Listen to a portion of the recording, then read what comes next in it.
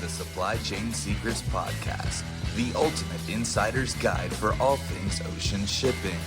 Brought to you by NYFI, helping you deliver through volatility. Hi, everyone. You're listening to the Supply Chain Secrets Podcast. I'm your co-host, Caroline Weaver, and with me is Lars Jensen. Lars, how's it going? It's going great. I am in the island of Fyn here in Denmark, having just come back from a last visit to the mechanic, so my van is all spick and span for the Africa journey kicking off in a week. Perfect. Glad to hear it. We don't need any breakdowns on some desolate highway somewhere. This is an old van. This is Africa. We will get a breakdown. The only question is how and where, but we can minimize the risk. Well, we'll have a can-do attitude at least. Awesome. All right, let's get started talking about this week's NYFI read. Let me go ahead and share my screen here, and we can start off talking about the Asia-North Europe futures rate. Yeah, very much like we also talked about last week. Rates are on an upwards momentum, and that most certainly continued upwards this week as well. In this case, upwards means we are up something like $400 per 40 foot just compared to last week. So definitely the strength continues. If we look at what is ahead of us, the apex, at least according to the participants in the futures market, is still July. And compared to last week, even that apex has been adjusted a little bit upwards. Not much, about $75 a 40 foot, but it is still an upwards adjustment. That also means that the apex now from the futures market is expected to be at a level around $740 per 40 foot higher than where we are today. And I think it's an important nuance because we often tend, not just us here in the podcast, but people in general tend to, when you look at an index and say the index rate is, just to throw a random number out and say it's $3,000, some might say, but I'm not paying $3,000. No, you likely are not. What is important, especially when you talk indices and futures, is the change. So even if your rate is not exactly what the index says, you are likely to see the same change in the market. And that's what you can also use the futures for. It's hedging off those changes, even though your specific rate might not be the exact number that you're seeing in the index. Again, back to this is why I say the apex in the futures market now, $740 higher than what we are actually seeing currently. And also, when I say apex, this is for the monthly average. And if the monthly average is at that level, you never see 1 week on the next that's exactly the same. So you are going to likely see a spike that's slightly higher at a single week during July, the way the market is heading right now. So definitely a strong market. We look further into August, we've seen an increase of $200. So that's also a strengthening compared to last week, where the market definitely expected the peak to be not over in August, but begin to taper off. It will still taper off, but to a level still higher than where we are today. So not only is the peak expected to be slightly higher, now also expected to last longer than what participants thought just a week ago. Awesome. Let's switch gears a little and talk about Asia to US West Coast now. Yeah, we're showing Asia-US West Coast here. Strictly speaking, we could have shown East Coast as well. They show more or less the same pattern. Rates also continue to increase. US West Coast, the pace is abating a little bit, doesn't change, it's going up. US East Coast, even the pace is not abating. But what is important here, and we also spoke about it last week, there is still an expectation from the futures market that rates come July will be lower than where we are now. So market participants clearly still expect we are right now at the apex of the market. But this lasts maybe a week or two longer, potentially it could. But at least that's the expectation from the market participants out there.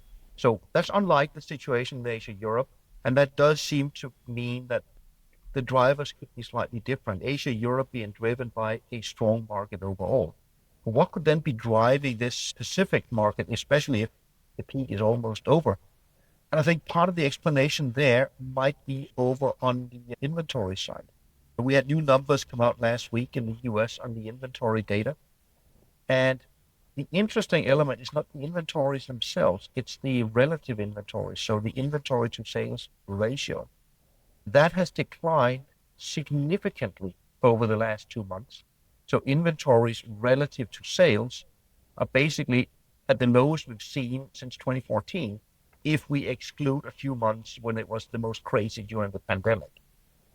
The next element that's important to note is why is the relative inventory suddenly dropping that much? It's not the inventories. Again, remember inventories here are measured in dollar terms. Inventories are still increasing, but sales is increasing even faster. So the relative inventories are dropping because the American consumers keep spending money. This is a pattern we have seen throughout the last year, despite all of the headlines, despite actual macroeconomic numbers showing the challenges in the U.S. economy. The U.S. consumer lives up to his or her average reputation of being extremely resilient when it comes to spending money, no matter what. That's also continuing. But we also know on the container shipping side, whenever there are changes to inventories, they tend to be relatively short-lived and have a massive impact while they last. And this might also explain why we suddenly have got a spike in U.S. volumes and also therefore spot rates on the Trans-Pacific, because the high consistent sales numbers could have prompted U.S. importers to accelerate the peak season, get goods in now while sales are good. And that would at least tally with the market expectation that this peak is also going to be over faster than what we see over in the Asia-Europe market. Interesting. Do you know if the inflation aspect of that is removed when looking at the sales and inventory numbers? But by definition, it is, because both things are measured in the same US dollar terms. So if you look at the relative size, they would by definition both include the inflation aspect. Okay, gotcha. All right. Good stuff there. I think it might be interesting to talk a little bit about the spread, especially on Asia to US East Coast. Let me flip over here. Plays into what you were talking about earlier, where even if the index is saying a rate of 3,000, you're not necessarily paying $3,000 per container. You fall somewhere on a spectrum based on your purchasing power with carriers, et cetera. Yes. Can you talk a little bit about what we're seeing with the Asia-US East Coast? Yeah, because just for those that might not have the screen in front of them and just listen to us on the audio podcast, we are looking at a graph with a relatively large band around. And what that does, it shows you a couple of things. It shows what is the market index. Then it shows you the market participants that are paying either at the 25% lowest quartile level or the 75% highest. What are those rates? And it also shows the 10 and 90%. The 10%, that would then mean 10% of shippers actually pay a rate lower than that, and 90% pay a rate higher. So that gives an indication of the breadth of the market. And if you look at the US East Coast the last few weeks, we actually have a gap of $2,000 between the 10 and the 90%. So you have a tiny fraction of the shippers that are paying beyond that $2,000 gap. That is very significant.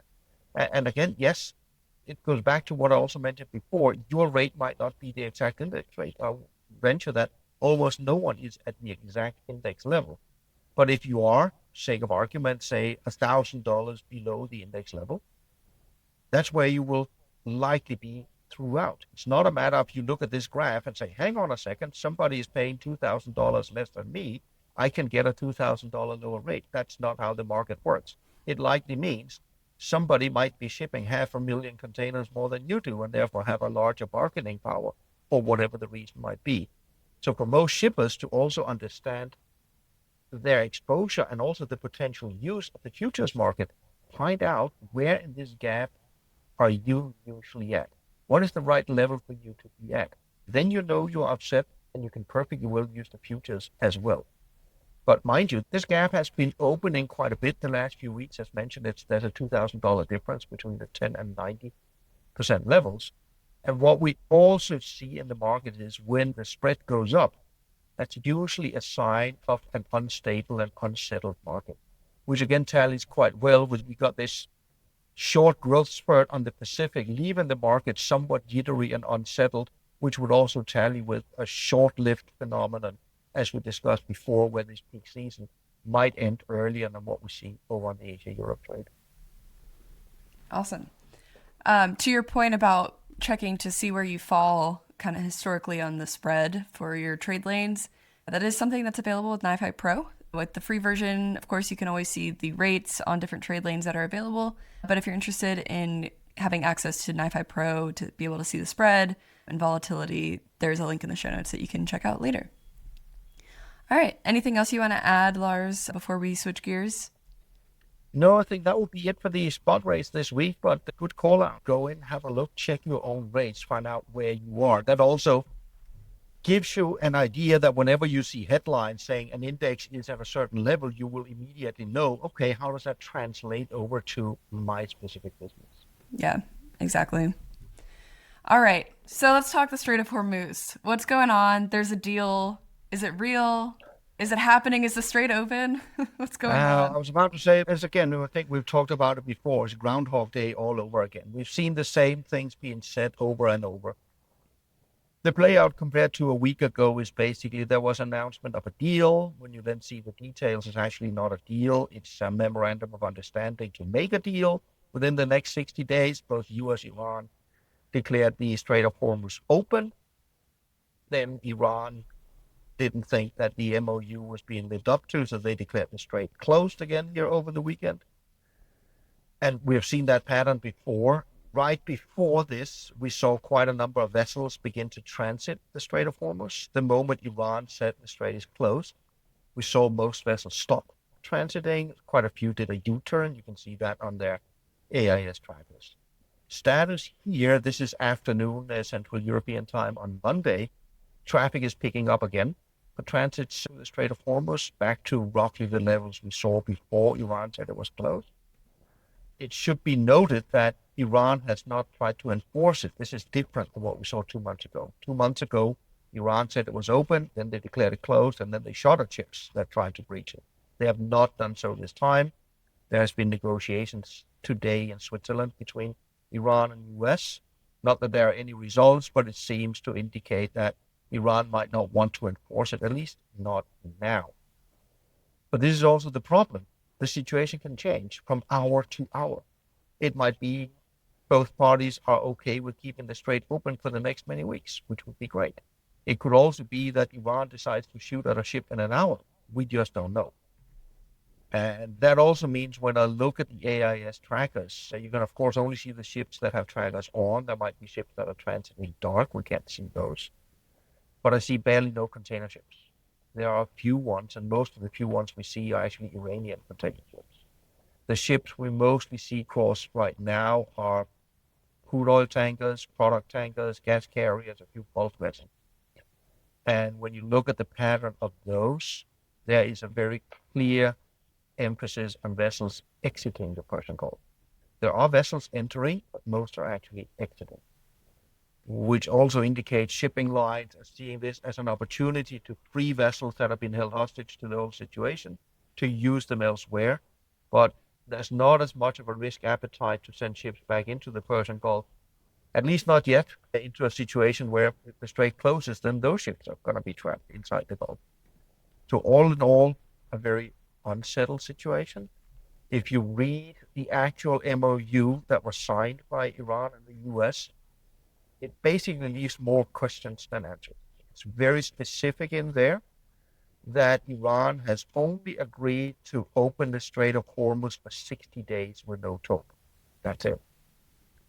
After the 60 days, it is unclear what's going to happen. It is in the MOU that Iran will talk to Oman as well as some of the Gulf states, so UAE, Qatar, Bahrain, Kuwait, to find out what should the rules of engagement, so to speak, be of transiting the Hormuz. So it's clear Iran has not yet given up the ambition of having some sort of fee for transiting the Strait of Hormuz. I think the key word right now would be service fee rather than toll, but basically that's potato. Making matters even more confusing, we had the US president come out on Sunday and say if he was displeased with what happened, then the US might introduce a fee for going through Hormuz as well.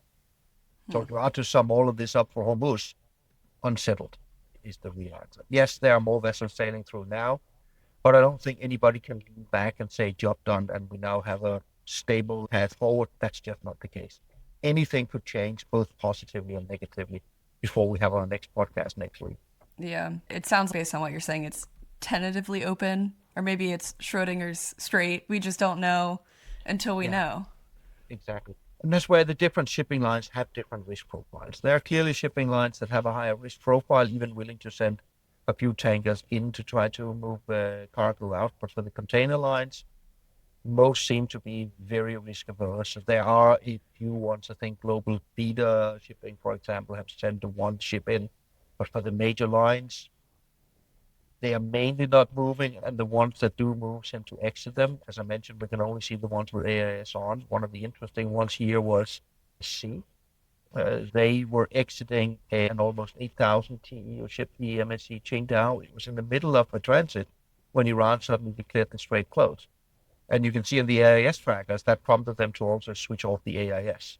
And subsequently, many hours later, when it had then gone all the way out, then they switched it on again. So this one has transited out. Does it pose a risk if enough vessels don't have their AIS on where you might see collisions? You can say it is a navigational issue because normally you have the traffic separation scheme that everybody adheres to in the middle of the Strait of Hormuz. That right now is off limits to everybody because of a mine risk. They are both confirmed and unconfirmed mines. They have not been cleared. So the transit lanes being used right now are pretty close to the coast, either in Iranian territorial waters all the way down south, very close to Oman, which makes for a much more challenging navigational situation. So sailing without AIS, in theory, should not be an issue because you should at all times be aware of what you do with your ship. But like everything else, safety measures are there for a reason. Anytime you're removing a safety measure, by definition, you are increasing the risk. Yeah. All right. We'll follow up on this next week to see how things progress. It might be worth talking a little bit about the Suez and what we've seen there in the last week as well. Yeah, because this is one of the ones where we still have some positive news. I think most of our listeners are familiar with CMA CGM, where the approach over the last year and a half has been a gradual increase, specifically for CMA CGM, to the point where for a long time now they have had their Asia-Mediterranean services go via the Suez, so up to the Red Sea, use the Bab el-Mandeb. Their Asia-North Europe services have really been the last holdouts, with one other exception. What we see now is on their FAL 1, which is an Asia-North Europe service, actually part of the Ocean Alliance network. There's now yet one more vessel slated for transits. Or interestingly is the one CMA called FAL 3, which is also one of the Ocean Alliance services. CMA CGM's new schedule is that starting now, it will now permanently go back to Asia using the Suez route. So it's the first permanent reversing from CMA CGM on one of their Asia North Europe services, also part of an Ocean Alliance service. So CMA is clearly still gradually normalizing. We have not yet seen any moves from the other carriers in this direction. Are they using the backhaul kind of to test the waters because there's theoretically it's more empty containers than it is full containers of goods? Can you help explain the logic of just doing the backhaul versus both directions? No, there can be many explanations, but I think this one more is down to the path. If I send these vessels back on the backhaul starting now, that means they will get back out to Asia 2 weeks faster than they otherwise would have. That means I will have more capacity available in Asia 3 to 4 weeks from now.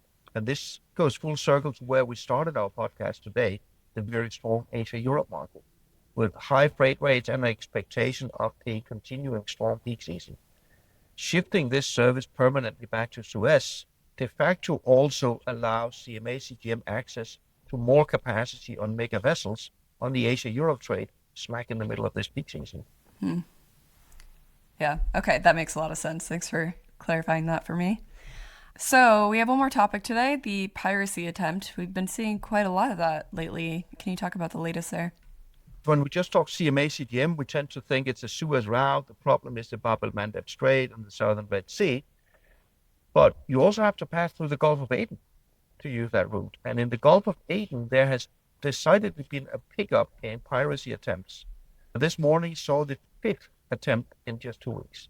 None of these attempts have been successful. They've all had the same way of approach, typically 1 or 2 skiffs with armed people approaching commercial vessels, sometimes shooting at the ship, sometimes not. And for the commercial vessels, at times there's been fire returned from armed security guards on board the vessels.